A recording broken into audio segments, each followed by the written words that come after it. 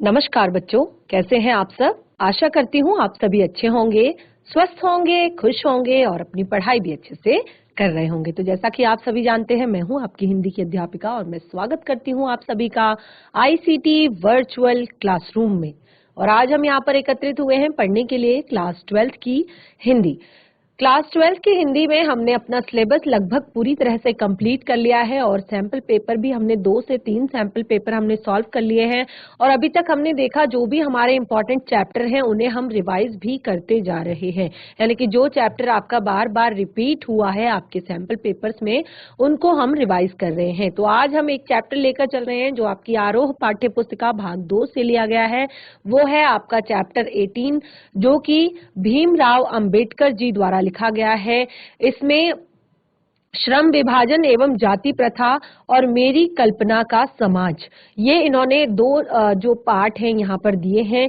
ये जो 2 पाठ हैं इन्होंने अपने एक प्रसिद्ध भाषण में जो यहाँ पर दिए थे वो चैप्टर आपके यहाँ पर दिए गए हैं, जो कि किसी और के द्वारा ये हिंदी अनुवाद किए गए हैं। और इसमें जैसे कि आप इन पाठों का नाम देख रहे हैं, चैप्टर आपका एक ही है, 2 पार्ट में आपको ये चैप्टर यहाँ पर बताया गया है।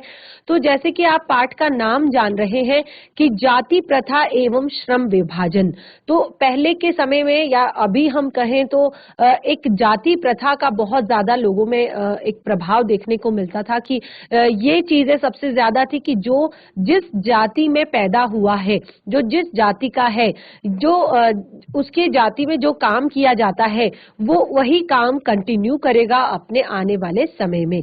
तो इससे क्या होता था कि लोगों के अंदर की जो प्रतिभा है वो कहीं ना कहीं दबकर रह जाती थी, कहीं ना कहीं वो प्रतिभा छुप जाती थी। तो किस तरह से भीमराव अंबेडकर जी ने उसका विरोध किया है और क्या कुछ इसके बारे में बताया है, इसे हम पढ़ेंगे। तो चलेंगे स्मार्ट बोर्ड की तरफ, शुरू करेंगे आज का सेशन। सभी बच्चे ध्यान पूर्वक पढ़ेंगे और समझने का प्रयास करेंगे। अपने पाठ को शुरू करने से पहले हम यहाँ पर भीमराव अंबेडकर साहब के जीवन परिचय को थोड़ा सा जान लेते हैं। तो इनका जन्म 14 अप्रैल, क्योंकि हम देखिए पाठ को रिवाइज कर रहे हैं तो बहुत सारा हम यहाँ पर नहीं पढ़ेंगे, हम केवल जो जरूरी चीजें हैं वो हम देखेंगे। तो जो भीमराव अंबेडकर साहब है उनका जन्म 14 अप्रैल 1891 1891 में महू मध्य प्रदेश में जो है हुआ था। प्रमुख रचनाएं इनकी आप देख सकते हैं, क्योंकि जो भीमराव अंबेडकर जो थे वो बचपन से ही जाति आधारित उत्पीड़न, शोषण और अपमान से उन्हें गुजरना पड़ा था, जिस कारण विद्यालय के दिनों में जब भी उनसे अध्यापक पूछा करते थे, क्योंकि होता है आप छोटे जब होते हैं तो क्लास में आपसे भी इस तरह से पूछा जाता है कि आप क्या बनोगे, तो अध्यापक जब उनसे पूछा करते थे कि तुम पढ़ लिख कर क्या बनोगे, तो वो कहते थे कि मैं पढ़ लिख कर वकील बनूंगा, अछूतों के लिए एक नया कानून बनाऊंगा और इस छुआछूत को खत्म करूंगा। तो देख सकते हैं आप इनकी जो प्रमुख रचनाएं हैं, आप एक एक इनकी रचना को देखेंगे तो सारी यहाँ पर आपको वो रचनाएं कास्ट के या जाति के खिलाफ आपको यहाँ पर दिखाई देंगी। जैसे देखिए आप पहली रचना इनकी देख सकते हैं, the castes in India, there mechanism, genesis and development, प्रथम प्रकाशित कृतियां हैं ये इनकी। और यहाँ पर अब देखिए आगे, the untouchables, who are they, Shudras, Buddha and his Dhamma, thoughts on linguistic states, the problem of the rupee, the evolution of provincial finance in British India, ये पीएचडी की थीसिस थी इनकी। और the rise and all of the Hindu women's, annihilation of caste, labour and parliamentary democracy, Buddhism and communism, ये पुस्तकें इनकी, ये पुस्तकें भी हैं और इनके कुछ भाषण भी हैं। और भी इनकी बहुत सारी रचनाएं यहाँ पर दी गई हैं, जैसे कि मूक नायक, बहिष्कृत भारत, जनता, ये इनकी पत्रिका संपादन है।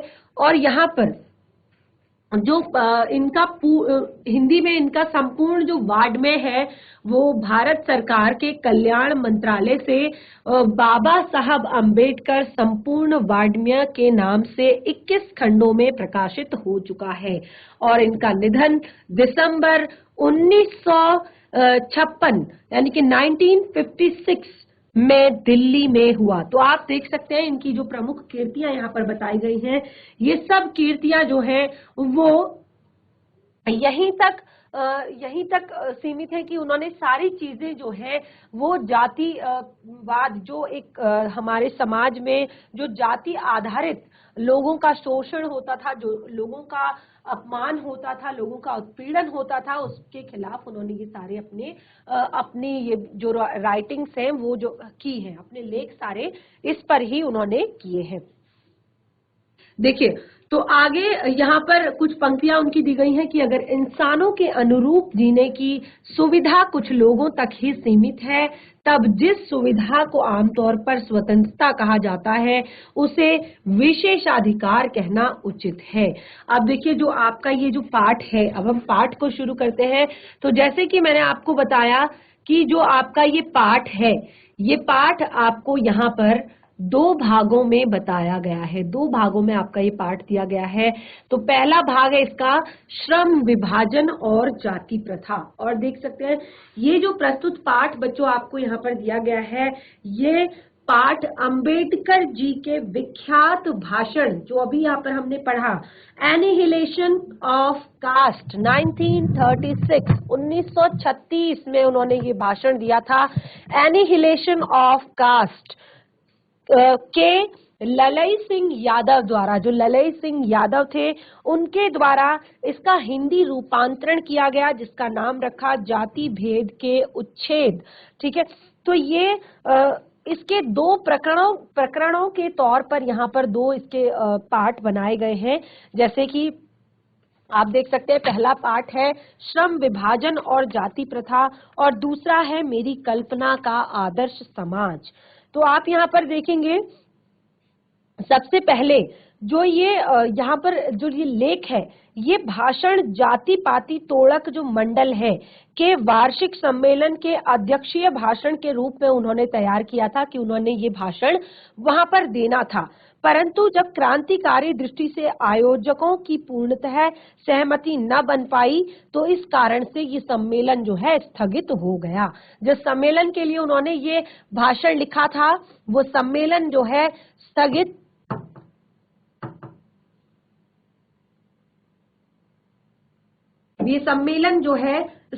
हो गया और ये भाषण जो है पढ़ा नहीं जा सका, यानी कि ये भाषण नहीं पढ़ पाए। तो अंबेडकर साहब ने इसे स्वतंत्र पुस्तिका के रूप में प्रकाशित करके लोगों को वितरित कर दिया और जो कि बहुत पर्याप्त रूप से लोकप्रिय हुई लोगों में। और इनके अनुसार क्या था कि इनके अनुसार समानता, स्वतंत्रता और बंधुता। देखिए भीमराव अंबेडकर के अनुसार यहाँ पर समानता, स्वतंत्रता और बंधुता ये 3 तत्व आदर्श समाज में अनिवार्य होने चाहिए, ऐसा उनका मत था। और दूसरा जिससे कि लोकतंत्र सामूहिक जीवनचर्या की एक रीति तथा समाज के सम्मिलित अनुभवों के आदान प्रदान की प्रक्रिया के अर्थ तभी पहुंचे। तो अब हम शुरू करते हैं अपने इस पाठ को जो अंबेडकर जी ने यहाँ पर अपना बताया है, श्रम विभाजन और जाति प्रथा। तो जैसे कि हमने कहा कि यह विडंबना की बात है कि इस युग में भी, आज के युग में भी जातिवाद के पोषकों की कमी नहीं है। ये अंबेडकर साहब ने अपने भाषण को एक लिखित रूप यहाँ पर दिया है और इसे पुस्तक के रूप में वितरित किया है। तो वो कहते हैं कि ये एक विडंबना है कि इस युग में भी जातिवाद के पोषकों की कमी नहीं है। इसके पोषक कई आधारों पर इसका समर्थन करते हैं और समर्थन का एक आधार यह भी कहा जाता है कि आधुनिक सभ्य समाज कार्य कुशलता के लिए श्रम विभाजन को आवश्यक मानता है। जो आज का सभ्य समाज है, आधुनिक सभ्य समाज जो है, वो कार्य कुशलता के लिए, यानी कि कार्य में कुशलता पाने के लिए श्रम विभाजन को आवश्यक मानता है, क्योंकि जाति प्रथा भी श्रम विभाजन का ही दूसरा रूप है। क्योंकि जो जाति प्रथा है ये भी श्रम विभाजन का दूसरा रूप है, और इसीलिए इसमें कोई बुराई नहीं है।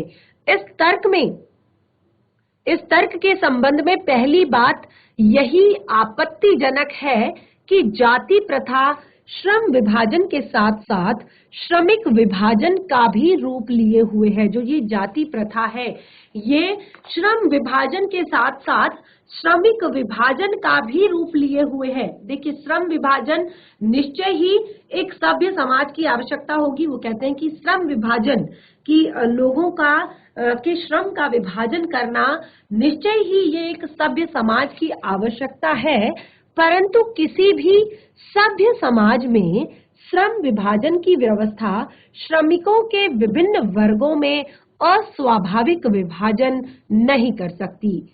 यहाँ पर उन्होंने बताया, जैसे कि हमने कहा कि जो एक श्रम विभाजन है उससे आप एक अच्छी व्यवस्था बना सकते हैं। आपने एक अच्छी व्यवस्था समाज में बनाई है, लेकिन श्रम विभाजन की ये व्यवस्था जो है वो श्रमिकों के विभिन्न वर्गों में अस्वाभाविक विभाजन नहीं कर सकती।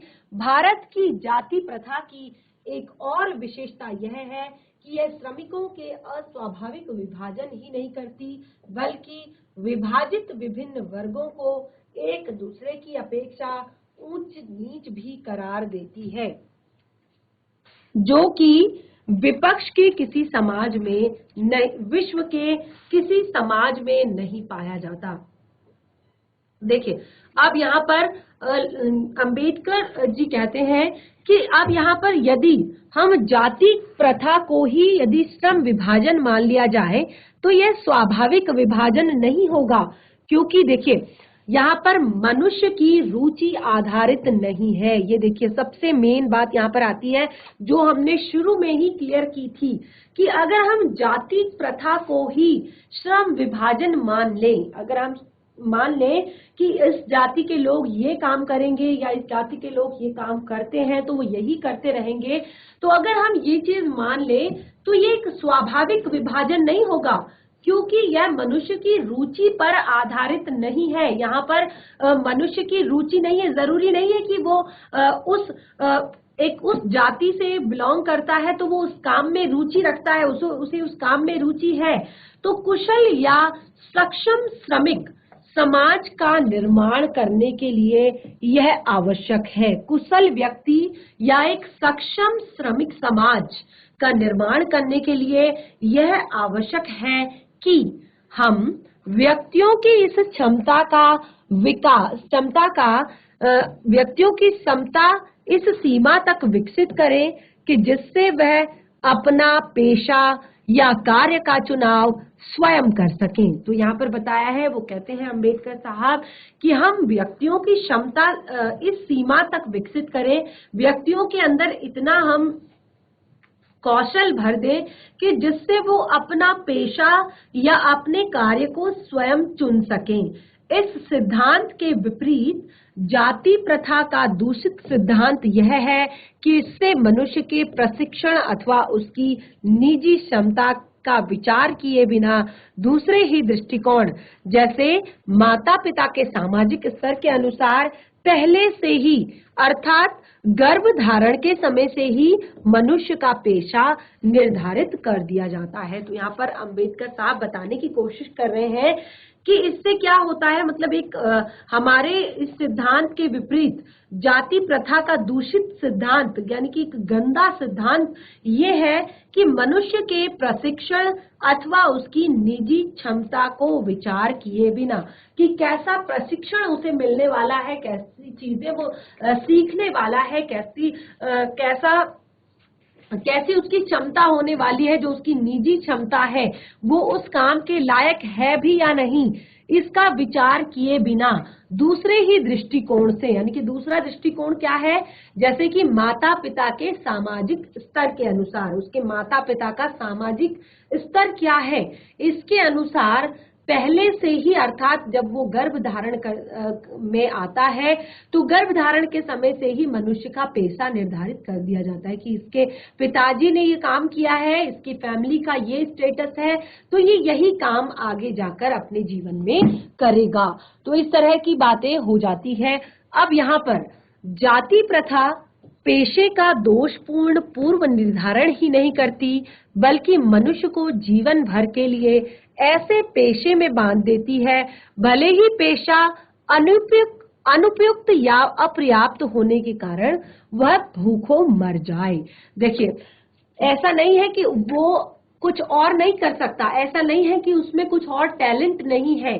तो ये जाति प्रथा तथा पेशे का पूर्व निर्धारण नहीं करती, केवल ये, बल्कि ये मनुष्य को जीवन भर के लिए एक ऐसे पेशे में बांध देती है, एक ऐसे काम में उसे बांध देती है कि भले ही उसका जो पेशा है वो अनुपयुक्त हो, यानी कि इतना पर्याप्त ना हो उसके लिए या अपर्याप्त हो, और चाहे वो उसके कारण भूखा ही क्यों ना मर जाए, लेकिन क्योंकि वो उसका पेशा है, वो उसने उस जाति में जन्म लिया है, उस समाज में जन्म लिया है, तो उसको वही काम करना पड़ेगा। तो इस तरह से जाति प्रथा पेशे का एक दोषपूर्ण पूर्व निर्धारण नहीं करती, बल्कि मनुष्य के जीवन को बर्बाद कर देती है। आधुनिक युग में यह स्थिति प्रायः आती है, जो आधुनिक युग है इसमें ये स्थिति प्रायः आती है, क्योंकि उद्योग धंधों की जो प्रक्रिया है वो तकनीकी में निरंतर जो विकास हो रहा है, कभी कभी अकस्मात परिवर्तन भी हो जाता है। एक जो उद्योग धंधों की जो एक प्रक्रिया है तथा तकनीकी में जो निरंतर विकास हो रहे हैं, और कभी कभी ये विकास अकस्मात हो जाते हैं, अचानक हो जाते हैं, कुछ नया आविष्कार हो जाता है, कुछ नई चीजें बन जाती हैं, कुछ नए नियम आ जाते हैं, जिसके कारण अब मनुष्यों को अपना पेशा बदलने की आवश्यकता पड़ जाती है। देखिए, सबसे मेन बात यहाँ पर क्या आती है कि आज का जो युग है, आज का युग सूचना एवं संचार एवं तकनीकी सूचना एवं संचार तकनीकी का आज का युग है। आज के युग में अगर देखा जाए तो कंप्यूटर की नॉलेज होना बहुत ज्यादा जरूरी है किसी भी इंसान के लिए। हर चीज जो है आपकी स्मार्ट हो गई है। आप स्कूल जाते हैं, आपको वहां पर केवल चौक और व्हाइट बोर्ड से नहीं पढ़ाया जाता या ब्लैक बोर्ड से नहीं पढ़ाया जाता, वहां पर आपके स्मार्ट बोर्ड्स हैं, आपको उनसे पढ़ाया जाता है। आपके अलग अलग तरह की बुक्स आ गई हैं जिसके लिए आपको अलग अलग तरह की चीजें पढ़ने, मोबाइल फोन से पढ़ने में, या फिर आपको बहुत सारे लैब वगैरह में जाने को मिलता है। तो यहाँ पर यही बताने की कोशिश की है कि कई बार ऐसी परिस्थितियां बन जाती हैं कि जिसके कारण मनुष्य को अपने पेशे को बदलने की आवश्यकता पड़ जाती है। समाज में चल रहे विकास के कारण जब ये विकास अकस्मात होता है, तो आज के युग में कोई भी व्यक्ति है, कोई भी बच्चा है, कोई भी जॉब करने वाला जो इंसान है, जो एक अच्छे लेवल पर अगर वो जॉब करना चाहता है, अच्छे तरीके से अगर वो काम करना चाहता है, तो सबसे पहली बात है कि उसको कंप्यूटर का पूर्ण ज्ञान होना चाहिए। हर क्षेत्र में अगर आप देखें तो हर क्षेत्र, कोई भी ऐसा क्षेत्र नहीं है, कोई ऐसा क्षेत्र नहीं है जहाँ पर कंप्यूटर से जुड़ा हुआ नॉलेज, सूचना एवं संचार तकनीकी से जुड़ा हुआ नॉलेज काम नहीं आता है, क्योंकि इंटरनेट का जमाना है और सारी सूचनाओं का आदान प्रदान हम इसी से ज्यादातर करते हैं। और तो ये एक बहुत ही ज्यादा महत्वपूर्ण पार्ट बन गया है हमारे जीवन का।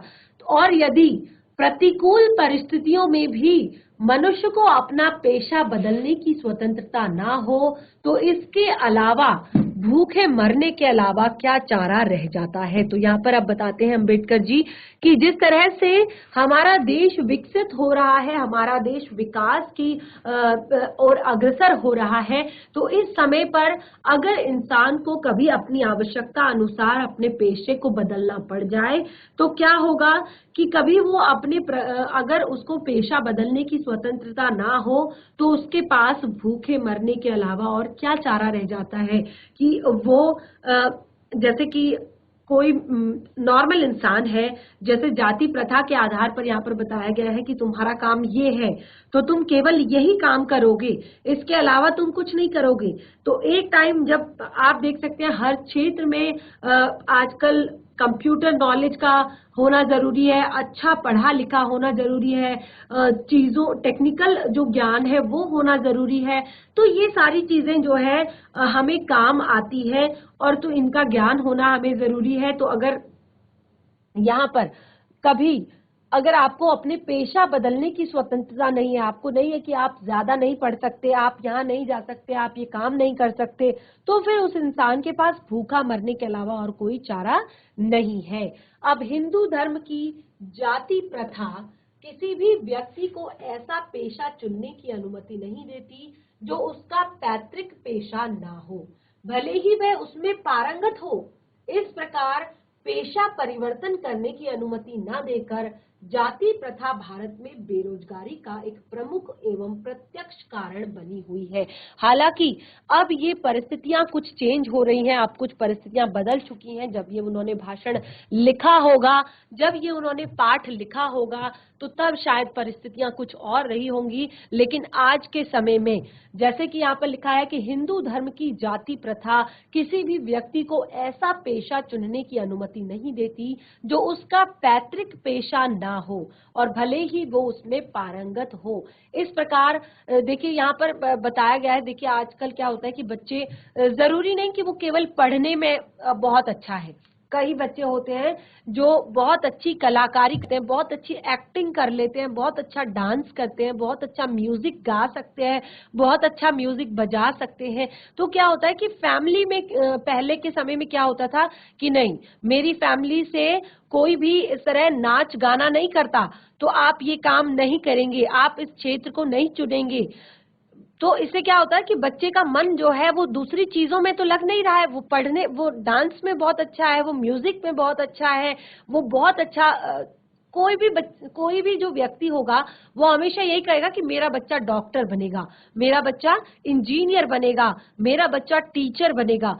कोई भी ऐसे नहीं कहता कि कहता पहले के समय में कि मेरा बच्चा एक म्यूजिशियन बनेगा, मेरा बच्चा बहुत टैलेंटेड डांसर बनेगा, मेरा बच्चा बहुत अच्छा एक्टर बनेगा, या मेरा बच्चा बहुत अच्छा एथलीट बनेगा, या क्रिकेट खेलेगा, या और भी बहुत सारी कलाएं होती हैं, बहुत सारी चीजें। आज के समय में, आज का जो टाइम है, इसमें अवसरों की भरमार है। अवसर इंसान के पास इतने हैं, केवल और केवल उसको अपना जो टैलेंट है, अपनी जो कला है, उसको निखारने की जरूरत है, उसको सामने लाने की जरूरत है। आज के समय में हम कह सकते हैं कि ये जो जाति प्रथा वाला जो यहाँ पर मैटर हमें बताया गया है, ये थोड़ा सा कम हो गया है। तो यहाँ पर बताया गया है कि इस प्रकार पेशा परिवर्तन की अनुमति न देकर जाति प्रथा भारत में बेरोजगारी का एक प्रमुख और प्रत्यक्ष कारण बनी हुई है। इस प्रकार हम देखते हैं कि श्रम विभाजन की दृष्टि से भी जाति प्रथा गंभीर दोषों से युक्त है। तो यहाँ पर अंबेडकर साहब कहते हैं कि इस प्रकार हम देखते हैं कि श्रम विभाजन की दृष्टि से भी जो जाति प्रथा है ये गंभीर दोषों से युक्त है, बहुत सारे दोष इसमें है। जाति प्रथा का श्रम विभाजन मनुष्य की स्वेच्छा पर निर्भर नहीं रहता, यानी कि जाति प्रथा का जो श्रम विभाजन है उसमें जो मनुष्य की स्वेच्छा कभी नहीं देखी जाती, मनुष्य की इच्छा कभी नहीं देखी जाती, मनुष्य की व्यक्तिगत भावना, व्यक्तिगत रुचि का इसमें कोई भी स्थान अथवा महत्व नहीं रहता है। पूर्व लेख ही इसका आधार है, यानी कि जो पहले लिखा जा चुका है, पहले कहा जा चुका है, वही इसका आधार है। इस आधार पर हमें यह स्वीकारना पड़ेगा कि आज के उद्योगों में गरीबी और उत्पीड़न इतनी बड़ी समस्या नहीं जितनी यह बहुत से लोग निर्धारित कार्य को अरुचि के साथ केवल विवशता से करते हैं। देखिए, आज के समय में जैसे मैंने कहा कि अवसरों की कमी नहीं है, लोग अपनी रुचि से अपना जो भी कार्य है वो चुन सकते हैं, अपनी रुचि से अपने कार्य को कर सकते हैं, क्योंकि हर काम जो है वो बड़ा है इंसान के मेहनत के लिए। अगर वो मेहनत करना जानता है, अगर वो अच्छा काम करता है तो उसके लिए हर काम जो है, कोई भी काम छोटा बड़ा नहीं है।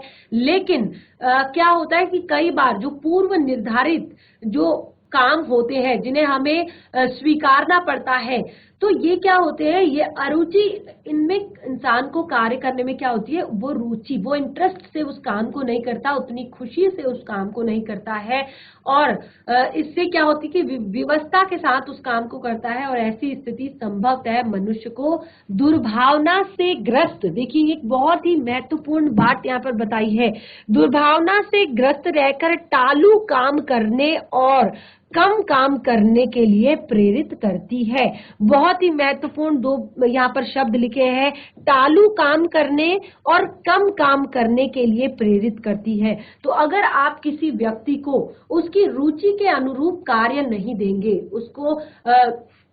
उसकी रुचि के अनुसार उसको कार्य नहीं देंगे, तो क्या होगा, वो इंसान जो है उस काम को करने में इंटरेस्ट नहीं लेगा, वो कभी भी खुशी उस काम को नहीं करेगा, तो वो केवल टाल मटोल वाला काम करेगा। वो उसको ये लगेगा कि चलो मेरे को ये काम दिया है तो मुझे ये करना है, भले ही जैसे भी करूं, कोई इसमें ऐसा नहीं है कि मुझे अपना 100% देना है क्योंकि मैं खुश हूं कि मैं अपने पसंद का काम कर रहा हूं, मैं इसमें आगे क्या नया सोच सकता हूं, आगे क्या नया कर सकता हूं, ऐसा वो कुछ नहीं सोचेगा। और दूसरा कि वो कम काम करेगा, उसको मन नहीं करेगा बिल्कुल भी, क्योंकि उसको पता है इसमें कोई मोटिवेशन नहीं है उसके लिए, कोई उत्साहित, कोई प्रोत्साहन नहीं है उसके लिए, तो वो कम काम करेगा।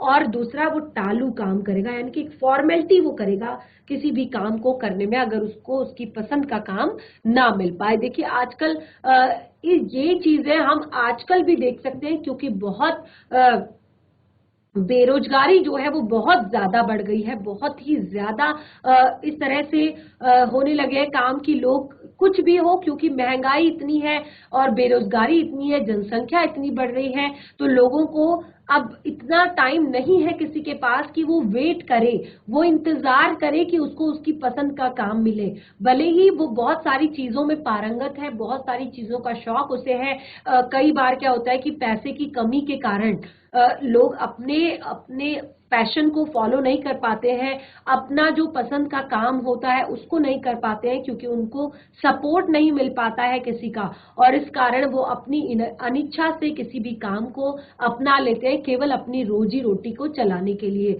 और इसी से काम जो है बहुत ढीला पड़ जाता है और उसकी क्वालिटी उतनी क्लियर नहीं होती। क्वालिटी किसी भी काम में जो गुणवत्ता है वो उसकी गुणवत्ता गिर जाती है, और साथ ही काम जो है बहुत ढीला पड़ जाता है, यानी कि क्योंकि उस इंसान के अंदर कोई मोटिवेशन नहीं है, उसको कोई मजा नहीं आ रहा है उस काम को करने में, तो वो क्यों उसको करे, वो टाल मटोल करता है, वो आज करेगा, कल करेगा, परसों करेगा। तो एक पूरा समाज की जो एक पूरी स्थिति है, समाज का जो एक पूरा नियम है, ये कहीं कहीं गड़बड़ा जाता है इसी कारण।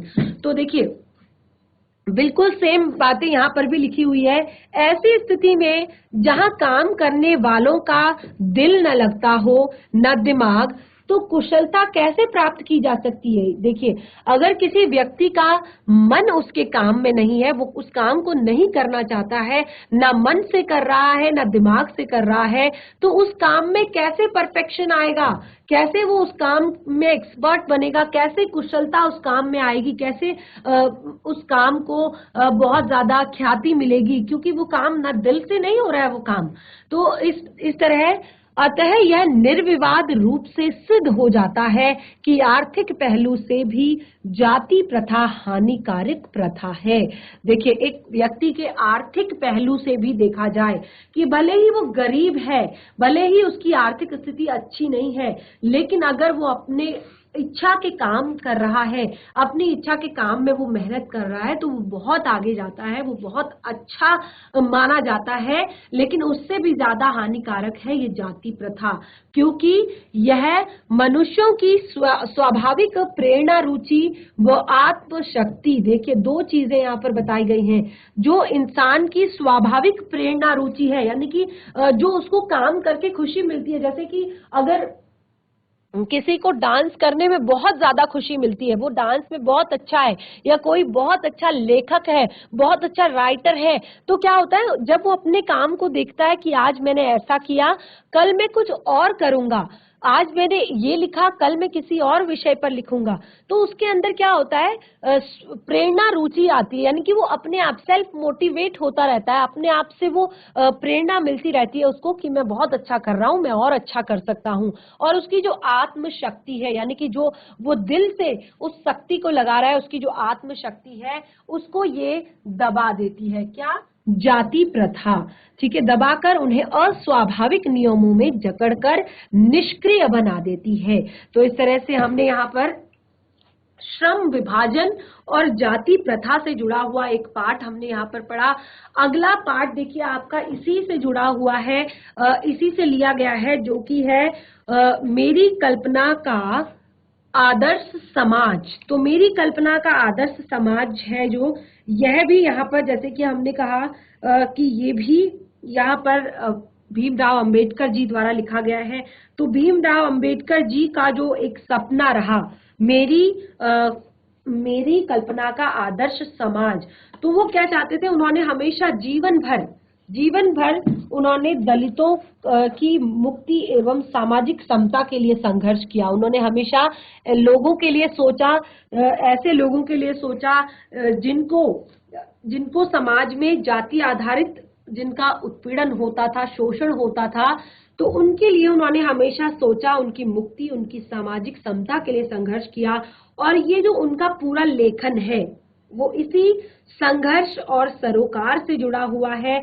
और देखिए यहाँ पर उन्होंने हमेशा जो डॉक्टर भीमराव अंबेडकर जी हैं, इन्होंने संविधान निर्माण में अपनी महती भूमिका और एकनिष्ठ समर्पण के कारण ही आज जो भारतीय संविधान का निर्माता कहकर हम इनको श्रद्धांजलि अर्पित करते हैं, उनकी जो समूची विद्वता, एकांत, ज्ञान साधना की जो मानव मुक्ति एवं जल कल्याण के लिए उन्होंने ये बात कही थी, यह बात वे अपने चिंतन और क्रिया के क्षणों से बराबर साबित करते रहे और इसमें वो सफल भी हुए। यानी कि मेरी कल्पना का आदर्श समाज, तो किस तरह की उनकी कल्पना थी, क्या वो अपनी कल्पनाओं में सोचते थे, यानी कि किस तरह का समाज वो अपनी कल्पना में चाहते थे, किस तरह का समाज था उनकी कल्पना का। तो देखिए शुरू करते हैं हम। जाति प्रथा के खेदजनक परिणामों की निरस गाथा को सुनते सुनते आप में से कुछ लोग निश्चय ही ऊब गए होंगे। यह अस्वाभाविक भी नहीं है। तो अब यहाँ पर स्वयं डॉक्टर भीमराव अंबेडकर जी कह रहे हैं कि जाति प्रथा के खेदजनक परिणामों की निरस गाथा को सुनते सुनते आप में से कुछ लोग निश्चय ही ऊब गए होंगे। यानी कि अगर आपने मेरे इस भाषण को पढ़ा, मेरे इस भाषण को सुना, समझा, तो शायद आप में से कुछ लोग इस कि क्या जाति प्रथा के किस तरह के परिणाम हैं, इनको सुनते सुनते शायद आप थोड़ा सा मतलब एक तरह से ऊब गए होंगे कि क्या एक ही चीज बार बार हमें बताई जा रही है। और वो कहते हैं कि ये अस्वाभाविक भी नहीं है, यानी कि ये तो होना ही है। अतः मैं समस्या के रचनात्मक पहलू को लेता हूं। अब वो कहते हैं कि अब तक मैं केवल बता रहा था कि ऐसे से ऐसा होता है, ऐसे से ऐसा होता है, लेकिन अब मैं यहाँ पर जो समस्या है उसके रचनात्मक पहलू को लेता हूं। मेरे द्वारा जाति प्रथा की आलोचना सुनकर आप लोग मुझसे यह प्रश्न पूछना चाहेंगे कि मैं जातियों के विरुद्ध हूं, तो मेरी दृष्टि में आदर्श समाज क्या है। अब वो स्वयं कहते हैं कि आप मेरे मुंह से इतनी सारी समाज के विरुद्ध की जो बातें हैं, जाति प्रथा के विरुद्ध जो बातें हैं, वो सुन सुनकर शायद आप ऊब गए होंगे, शायद आप बोर हो गए होंगे। तो मैं आप लोगों से कुछ आप लोगों को इसके रचनात्मक पहलू बताना चाहता हूं, और मेरे द्वारा इस आलोचना को सुनकर आप मुझसे जरूर इस प्रश्न को पूछना चाहते होंगे कि क्या मैं जातियों के विरुद्ध हूं? क्या मैं ऐसा कहना चाहता हूं कि सभी जातियां कुछ भी नहीं होनी चाहिए? और दूसरा कि तो फिर अगर मैं ये सब सोचता हूं, अगर मैं ये सब मानता हूं, तो फिर मेरी दृष्टि में एक आदर्श समाज क्या है? क्या होना चाहिए एक आदर्श समाज? तो ये भीमराव अंबेडकर जी यहाँ पर कह रहे हैं। तो वो कहते हैं कि ठीक है, यदि आप मुझसे ऐसा प्रश्न पूछोगे, वो खुद ही प्रश्न पूछ रहे हैं और खुद ही कह रहे हैं कि ठीक है, यदि आप मुझसे ऐसा प्रश्न करोगे तो मेरा उत्तर होगा कि मेरा आदर्श समाज, देखिए उनकी नजर में एक आदर्श समाज क्या है? उनकी दृष्टि में आदर्श समाज है स्वतंत्रता, समता, भ्रातृता पर आधारित होगा। यानी कि उनका जो एक सपनों का समाज है वो कैसा होना चाहिए? वो स्वतंत्रता, समता और भ्रातृता, जहां पर स्वतंत्रता हो, समानता हो और भ्रातृत्व हो, एक दूसरे के बीच में लोग एक दूसरे आपस में भाई भाई समझे। जैसे कि यहाँ पर जो इस पाठ्य का जो पाठ के बारे में यहाँ पर बताया गया है कि जो अंबेडकर साहब ने इस पुस्तक को जब स्वतंत्र रूप से प्रकाशित किया, वितरित किया, तो जब ये लोकप्रिय हुई, तो उनके अनुसार यहाँ पर 3 तत्व हमने बताए थे समाज के, जो कि समाज में अनिवार्य रूप से होने चाहिए। वो क्या थे? समता, स्वतंत्रता और बंधुता। तो यही सेम चीजें इन्होंने यहाँ पे लिखी हुई कि मेरा आदर्श समाज जो है वो 3 चीजों पर टिका है, स्वतंत्रता, समानता और भ्रातृता। वो कहते हैं क्या यह ठीक नहीं है? भ्रातृता अर्थात भाईचारे में किसी को क्या आपत्ति हो सकती है? यानी कि अगर हम सब आपस में मिलजुल कर रहें, एक भ्रातृत्व की भावना, एक हम यहाँ पर बंधुता की भावना अगर रखें, तो इसमें क्या आपत्ति किसी को हो सकती है? इसमें क्या बुरा किसी को लग सकता है?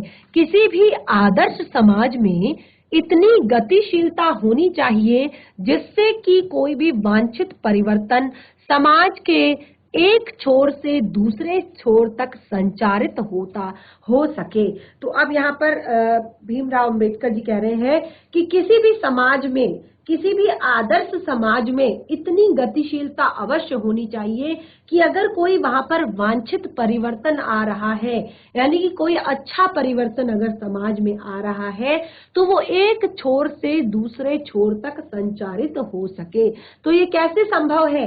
ये तब संभव है जब समाज में स्वतंत्रता की भावना हो, समता की भावना हो, भ्रातृत्व यानी कि बंधुता की भावना हो। ऐसे समाज के बहुविधि हितों में सबका भाग होना चाहिए तथा सबको उनकी रक्षा के प्रति सजग रहना चाहिए। सामाजिक जीवन में अबाध संपर्क के अनेक साधन व अवसर उपलब्ध रहने चाहिए। तात्पर्य यह है कि दूध पानी के मिश्रण की तरह भाईचारे का यही वास्तविक रूप है और इसी का दूसरा नाम है लोकतंत्र। अब वो यहाँ पर लोकतंत्र के बारे में कहते हैं कि इसी का दूसरा नाम है लोकतंत्र, क्योंकि लोकतंत्र केवल शासन की पद्धति नहीं है। ध्यान पूर्वक समझने का प्रयास करेंगे कि लोकतंत्र केवल शासन की एक पद्धति नहीं है। लोकतंत्र मूलतः क्या है? सामूहिक जीवनचर्या की एक रीति तथा समाज के सम्मिलित अनुभवों के आदान प्रदान का नाम है। लोकतंत्र कुछ और नहीं है, लोकतंत्र है एक सामूहिक दिनचर्या, यानी कि लोग जो है सबके लिए एक जैसे नियम हो, सब एक तरह का सामूहिक जीवन जिए, और तो जो रीतियां हैं और वो समाज के जो अनुभव है, सम्मिलित अनुभव है, उनका आदान प्रदान समाज में होता रहे। इनमें यह आवश्यक है कि आप अपने साथियों के प्रति श्रद्धा एवं सम्मान का भाव हो, आप में अपने साथियों के प्रति श्रद्धा और सम्मान का भाव हो। तो बच्चों, आपने देखा यहाँ पर हमने भीमराव अंबेडकर जी द्वारा लिखा गया जो ये पाठ है, जो एक उनका भाषण था, उसका हमने एक पाठ पढ़ लिया है, श्रम विभाजन एवं जाति प्रथा। तो किस तरह उन्होंने बताया है कि जो समाज है उसमें जो एक जाति प्रथा है वो किस तरह हमारे देश को, हमारे समाज को किस तरह से एक तरह से नुकसान पहुंचा रही है, एक तरह से समाज के लिए अहित कर रही है, क्योंकि जाति प्रथा के कारण ही बहुत सारे ऐसे कौशल हैं, बहुत सारे ऐसे लोगों के अंदर टैलेंट जो है वो कहीं ना कहीं दब के रह जाते हैं, और कई बार लोगों को इस प्रथा के कारण ही अपने जीवन की में बहुत सारी कठिन परिस्थितियों का सामना करना पड़ता है। बहुत सारी ऐसी परिस्थितियां भी आ जाती हैं कई बार कि उनके पास अपने मनचाहे काम ना होकर उन्हें अरुचि के कारण उन्हें ऐसे काम भी करने पड़ते हैं जिनको करने का मन उनको नहीं है। और कई बार जब विकास की इस प्रक्रिया के दौरान जब उनको कभी कभी अपने कार्य को बदलना पड़ता है तो उस समय पर उनके लिए भूखा रहने तक की नौबत भी आ जाती है। तो आगे का उनके सपनों का एक आदर्श समाज किस तरह का है, उस पार्ट को हम कंटिन्यू करेंगे अपने नेक्स्ट सेशन में। आज का सेशन हमारा यहीं पे समाप्त होता है। तब तक के लिए धन्यवाद। आपका दिन शुभ हो।